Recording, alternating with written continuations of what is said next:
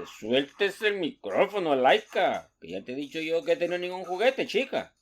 Para eso te compró yo tu pollo chillón. Mira cómo me lo has dejado. Todo lleno de baba. Ahora por maleducada no te voy a llevar al parque, ¿sabes? ¡Shh! ¡No! Vaya para allá. Quietecita, que vamos a comenzar el podcast. ¿Pero qué me estás contando, chico? Fíjate tú, que estaba viendo yo un tutorial en YouTube, porque me encontré un micrófono y se lo quería conectar a mi computadora, ¿sabes? Porque quería grabar una cuestión. Y fíjate que yo conectaba el micrófono, pero no me salía la grabación. Entonces dije yo voy a ver un tutorial en YouTube, a ver cómo puedo conectar el micrófono. Ya ves pues que en YouTube hay tutoriales para todo. Si tú quieres saber cómo hacer para sacar a tu suegra a la casa, ahí encuentra un tutorial. O si tú quieres saber cómo hacer para que te dure el dinero de la quincena, o cómo robarle wifi a tu vecino, para todo hay tutorial en YouTube, ¿sabes? Entonces vi un tutorial, fíjate, y después de tanto batallar, por fin pude hacer funcionar el micrófono. Y ya ves pues que el YouTube ese es un programa tan interesante que luego que has visto un video, te queda enviando recomendaciones sobre cosas parecidas, ¿sabes? Entonces me apareció una recomendación de un tutorial de cómo se hace para grabar un podcast, fíjate. Y entonces dije yo, esto está interesante. Más que todo porque yo había escuchado y leído sobre recomendaciones de escuchar podcast y no tenía muy claro de cómo era eso, ¿sabes? Entonces, luego de ver el video, dije, bueno, ¿y por qué no grabo yo mi propio podcast? Y entonces le pregunté yo a mi perra Laika, porque tengo yo una perrita salchicha, ¿sabes? Que es muy inteligente y tiene mucho criterio. Mira, le dije, Laika, ¿qué te parece si grabamos un podcast? Y óyela, ¿cómo se pone cuando escucha la palabra podcast? Sí, mi perrita corría muy emocionada para todos lados, ¿sabes? Ladrando, moviendo la colita. Entonces dije yo, ya está, vamos a grabar un podcast. Claro, pues, si todos graban un podcast, yo, ¿por qué no va a grabar el mío también, chico? ¿Quién quita que por ahí hay algún distraído que no tenga nada que hacer y hasta me escucha? Y entonces la pregunta era de qué iba a ser mi podcast. Entonces dije yo, voy a hablar de biografías de personas interesantes sobre las que he leído y también de artículos muy interesantes que aparecen todos los días en los periódicos. Porque fíjate que yo estoy convencido que de toda persona se puede aprender algo, incluso de aquellas que son muy malas. Si tú estás interesado en aprender, puedes aprender incluso de esas personas. Entonces fíjate que voy a hablar en esta ocasión de un señor que se llama Jiddu Krishnamurti. A lo mejor tú ya has oído o has leído sobre él porque fue un hombre muy conocido. Falleció en 1986 y tuvo una vida muy particular con una enseñanza que es muy digna de compartir. Entonces, fíjate, vamos a remitirnos al año de 1875 para ver cómo comienza la historia. En ese año, una señora que se llamaba Elena Blavatsky, que era una rusa, ella, fíjate, funda la Sociedad Teosófica. Lo que ella pretendía era buscar la verdad en las antiguas religiones orientales y proponer una hermandad universal. Fíjate qué cosa más bonita. Entonces sucede que en 1890, una activista británica que se llamaba Annie Besant, una persona muy culta ella que había escrito muchos libros y había participado en mucho activismo en favor de muchas personas, lee un libro que había escrito Elena Blavatsky, que se llamaba La Doctrina Secreta, que en realidad eran 2 tomos, y al leerlos queda fascinada, ¿sabe? Tan fascinada que deja el activismo y se dedica por completo a la sociedad teosófica. Quedó convencida, pues, de que lo que había escrito Elena Blavatsky era algo muy importante. En 1900, Annie Besant se convence que había llegado el momento para que apareciera lo que la sociedad teosófica esperaba, que era un instructor del mundo. Ellos estaban esperando, pues, una especie de mesías que iba a introducir a la sociedad en una nueva era de despertar espiritual. Sucede entonces, pues, que en el año de 1909, un señor que también formaba parte de la dirigencia de la Sociedad Teosófica, llamado Charles Leadbeater, allá en la India, porque la Sociedad Teosófica tenía sede allá en la India, tenía incluso unos terrenos que lindaban así con la playa. Así que este señor pues había salido a caminar por la playa, ¿sabe? Porque le gustaba salir por la mañana a caminar. Yo no sé si andaba recogiendo cangrejos o tirando la atarraya. La cuestión es que se encuentra con unos muchachos que estaban jugando ahí a la orilla de la playa. Y estaba también otro muchacho que estaba parado junto a ellos, fíjate. Pero solo estaba viendo hacia el mar, pensativo. Y este señor, Leadbeater, se le fue acercando porque quiero contarte, fíjate que este señor tenía la capacidad, fíjate, de ver el aura de las personas. El aura pues es como una energía que emana los cuerpos y cada persona tiene el aura de diferente color. Y se fijó porque el muchacho tenía el aura transparente, fíjate, no tenía color, chico, solo brillaba. Yo no sé si porque el muchacho se había bañado en una piscina con cloro o yo no sé qué cosa, pero Libere se dio cuenta que el muchacho tenía algo especial. Yo quiero contarte pues que yo no sabía cómo era eso del aura y yo pensaba que el color del aura pues dependía de lo que uno comía y pensaba que si las personas tenían el aura verde era porque comían mucho aguacate, fíjate, la ignorancia mía, o si tenían el aura anaranjada era porque comían mucho mango, o si tenían el aura negra era porque tomaban mucha Coca-Cola. Pero no, chico, el aura pues es una cuestión energética que sale del cuerpo de las personas, ¿sabes? Pero que no se puede ver. Te lo pueden ver pues con una máquina especiales. Pero este Charlie Better decía que podía ver el aura, imagínate. Y entonces vio a este muchacho, que era delgadito él, morenito, la cara finita así muy simpático, el pelo largo, muy largo y negro, parecía maniquí de secado. Claro, a esta altura pues ya te has de imaginar que este muchacho pues era Jiddu Krishnamurti, claro, que en ese entonces tenía 14 años. El año de nacimiento de Krishnamurti es 1895, aunque algunos dicen que fue en 1896. O sea que hay discrepancia con respecto a la fecha de nacimiento. Porque me imagino que a lo mejor allá en la India, fíjate, era como el tiempo de mi abuelita, que me contaba mi abuelita, fíjate que en el tiempo de ella pues nacían los niños y los papás no lo asentaban hasta que ya ha pasado varios días. ¿Sabe? Que nació la criatura y le decía a la mujer al marido, mira, que el niño pues ya nació, tráeme la partida de nacimiento, por favor. Y el hombre decía, sí, hombre, yo mañana te voy por el mercado y me cruzo ahí por la alcaldía y te traigo la partida de nacimiento, no hay problema. Y aparecía el hombre, pero sin la partida de nacimiento, ¿sabe? Y le decía a la mujer, mira, mañana me trae esa partida de nacimiento. Que sí, mujer, que yo mañana voy por la ferretería y me cruzo por la alcaldía y te traigo la partida esa, no te preocupes. Fíjate.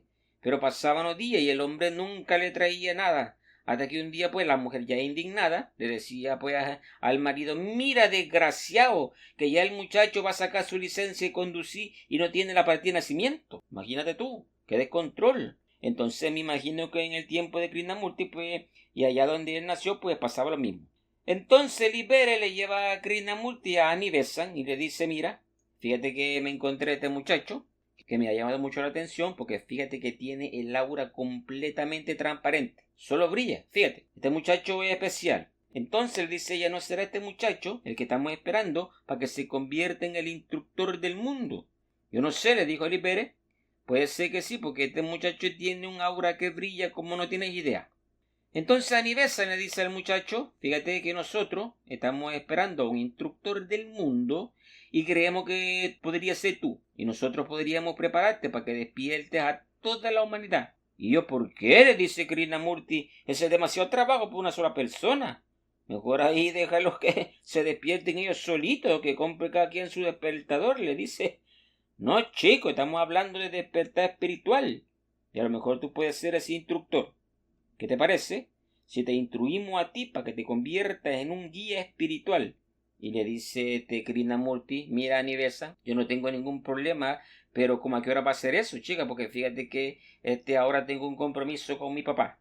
No, le dice ella, si para eso, para que te conviertas en instructor, va a ser un proceso muy largo en el que tienes que estudiar con grandes maestros que hay en la sociedad teosófica. Tienes que estudiar filosofía, religión, historia y muchas otras cosas. Mira, le dice Krishnamurti, yo no tengo ningún problema, ¿sabe? Pero fíjate que yo tengo un hermano que se llama Nidja, que si tú lo instruyes a él, pues yo después te despierto a todo lo que tú quieras.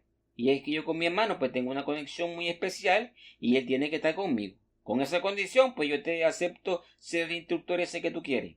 Pues claro, le dice Annie Besant, ese no es problema. Entonces en 1911, fíjate, se constituye la Orden de la Estrella. Y la imagen de esa organización pues era Jiddu Krishnamurti, aunque detrás de todo pues estaba Annie Besant dirigiendo la organización. Entonces fíjate que Annie Besant le dice al papá de Krishnamurti que se tenía que llevar a los muchachos para Inglaterra. Entonces en 1912 hace que el papá firme un documento cediéndole la custodia para que ella los pueda sacar del país. porque sabe, el papá de Krishnamurti pues también pertenecía a la sociedad teosófica. Incluso trabajaba para la sociedad teosófica, porque fíjate que unos años antes él se había pensionado y le escribió una carta a Annie Besant pidiéndole trabajo.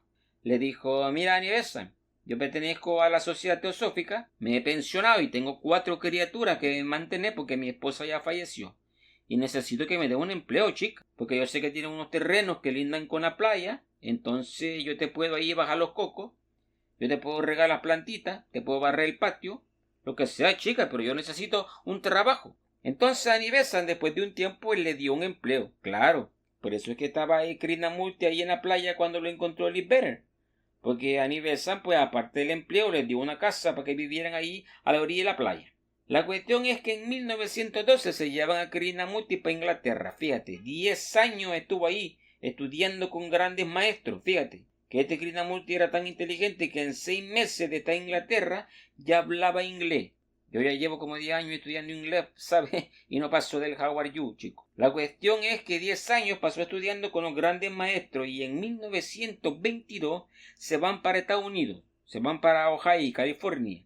Y ahí es donde inicia el despertar de Krishnamurti. Cuando él tenía 27 años, fíjate una cosa muy curiosa. Porque fíjate que Krishnamurti siempre se ponía a meditar, pero llegó un momento que cada meditación le producía un dolor de espalda que le subía y se le plantaba en el cuello, y entonces ya le impedía meditar. Y todos los días le pasaba lo mismo. Pero hubo un día en que eso fue más intenso. El dolor de la espalda le subió y se le plantó pues en el cuello, pero luego le dio vuelta así en el cuello y le bajó así por los sobacos y le volvió a subir por la oreja y se le plantó en la frente. Imagínate tú. Entonces cayó así como convulsionando y su hermano Nitya estaba ahí viéndolo todo. Y cuando ya despertó, Krishnamurti le dijo: fíjate, no sabes lo que me ha pasado. Fíjate que he visto a Buda y he visto a todos los grandes maestros. Ya sabes que allá en la India pues adoran a un montón de dioses.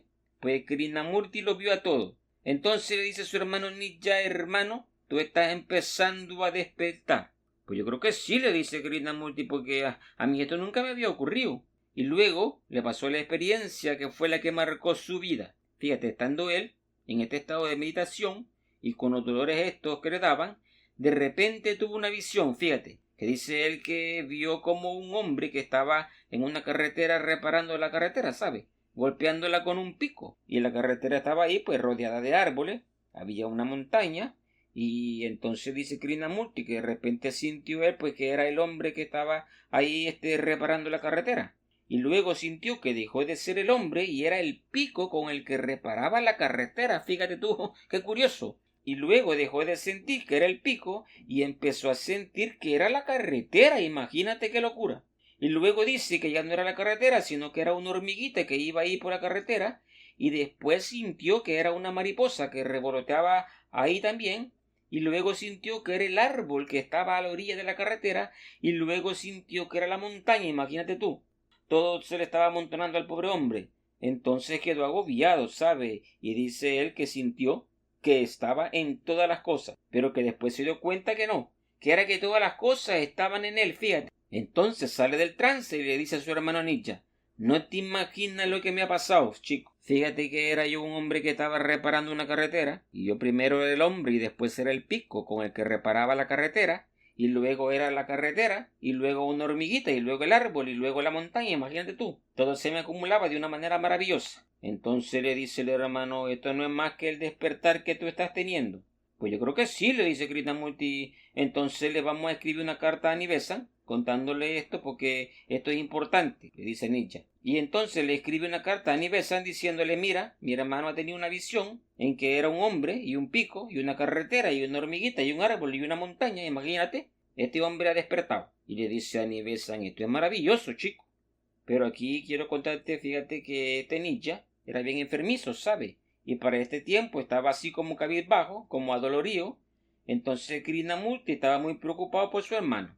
Decía: este no me va a llegar al fin de mes. Claro, él lo quería mucho, entonces le dijo a los que dirigían la Orden de la Estrella: fíjense que tengo a mi hermano muy enfermo, muy decaído, y estoy preocupado de que se me pueda morir, ¿sabe? Y entonces le dicen estos dirigentes: mira, Krishnamurti, no te preocupes, que nosotros tenemos contacto con las personas espirituales de alto nivel, con esos que mandan, y nos han dicho que tu hermano Nitya te va a acompañar en tu viaje y siempre va a estar ahí contigo. Entonces no te preocupes, que este hombre no se está muriendo, ¿sabes?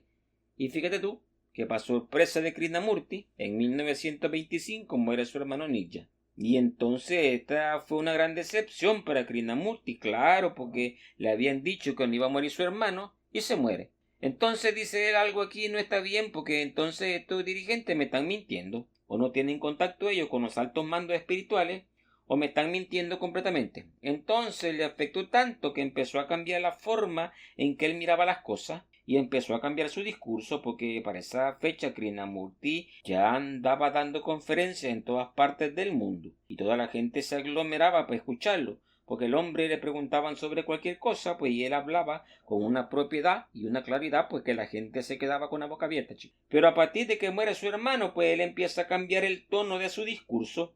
Ya no se pone él como ningún elegido, ni como ningún instructor de nada, y entonces esto preocupa a los dirigentes de la sociedad teosófica, porque ven que Krishnamurti pues está cambiando su oratoria. Y entonces fíjate que en 1929 Krishnamurti disuelve la Orden de la Estrella. Imagínate tú, que él iba a dar un discurso en Holanda y toda la gente estaba esperando que fuera una cosa muy importante, y ningún discurso, chico, el discurso era para disolver la Orden de la Estrella. Te voy a leer yo una parte de este discurso de disolución sobre el principio y el final, porque es la parte principal de la enseñanza y la forma de pensar de este hombre. Dice así, mira: sostengo que la verdad es una tierra sin camino, y no es posible acercarse a ella por ningún sendero, por ninguna religión, por ninguna secta. Ese es mi punto de vista y me adhiero a él, absoluta e incondicionalmente. La verdad, al ser ilimitada, incondicionada, inabordable por ningún camino, no puede organizarse, ni puede formarse organización alguna para conducir o forzar a la gente a seguir un sendero particular. Si desde el principio entienden eso, entonces verán cuán imposible es organizar una creencia. Una creencia es un asunto puramente individual, y no pueden ni deben organizarla. Si lo hacen, se convertirá en algo muerto, cristalizado, en un credo, en una secta, en una religión que debe imponerse a los demás. Esto es lo que todo el mundo trata de hacer. La verdad se empequeñece y se transforma en un juguete para los débiles, para los que están solo momentáneamente descontentos. La verdad no puede rebajarse, es más bien el individuo el que debe hacer el esfuerzo por elevarse hacia ella. No puedes traer la cumbre de la montaña al valle. Si quieres alcanzar la cumbre de la montaña, debes atravesar el valle, subir la cuesta sin temor a los peligrosos precipicios.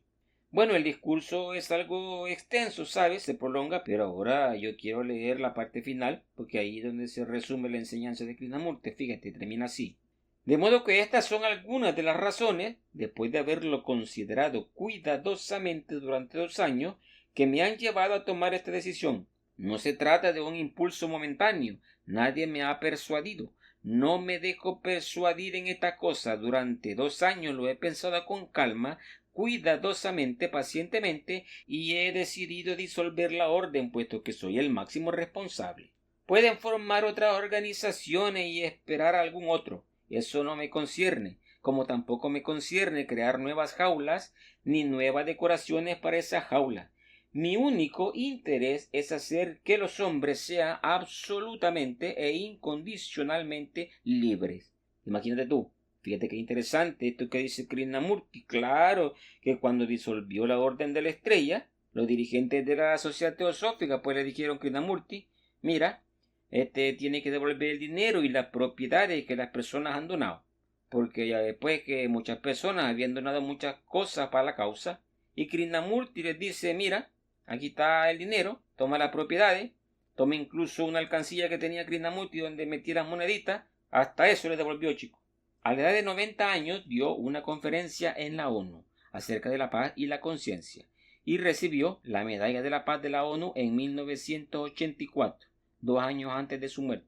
Su última conferencia fue dada un mes antes de su fallecimiento en 1986 a causa de un cáncer de páncreas. Hay que decir que hay fundaciones sin fines de lucro en muchos países del mundo, y estas fundaciones financian muchas escuelas fundadas por Krishnamurti y en donde se imparte educación basada en su forma de pensar. Estas fundaciones continúan transcribiendo y distribuyendo sus miles de charlas y sus escritos.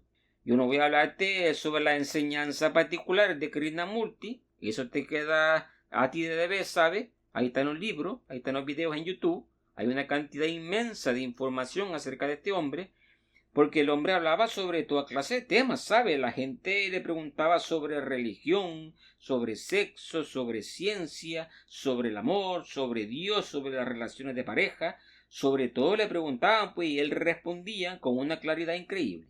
Pero sí quiero decirte que los temas en los que se destacó fueron el propósito de la meditación, las relaciones humanas, la naturaleza de la mente y la división psicológica entre el observador y lo observado. Bueno, al respecto de este primer podcast yo he sacado unas conclusiones que te quiero compartir. Fíjate, una organización elige a este hombre para que sea el instructor del mundo. Y esta organización espera que despierte espiritualmente para que pueda iluminar a la humanidad. Y el hombre despierta tanto, fíjate, que llega a la conclusión que ser un instructor del mundo no es algo que ningún ser humano tenga la capacidad de realizar, y mucho menos si se ha convertido en instructor por medio de una organización. De modo que Krishnamurti lo primero que hace, luego de muchas reflexiones, pues ya depende de ti, pues creer si el hombre despertó o no despertó espiritualmente, fue romper todos los lazos con la organización que lo había elegido.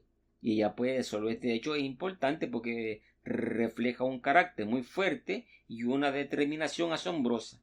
Su enseñanza está orientada a que el ser humano fuera completamente libre, y para eso cada persona debe buscar y encontrar la verdad por sí misma, sin gurús, sin sacerdotes, sin pastores, sin guías espirituales, sin religiones, ni sectas, ni credos, ni ideologías, ni organizaciones, porque la verdad es infinita y por tanto ninguna persona y ninguna organización puede enseñarte la verdad.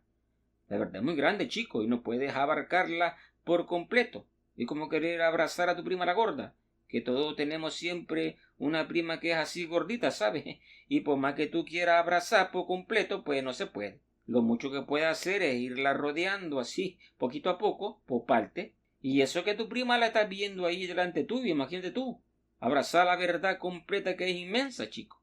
Eso es imposible. Lo importante es que en un mundo en que surgen gurús y predicadores a cada momento, que lo único que hacen es aprovecharse de las personas para su propio beneficio, Krishnamurti hace todo lo contrario.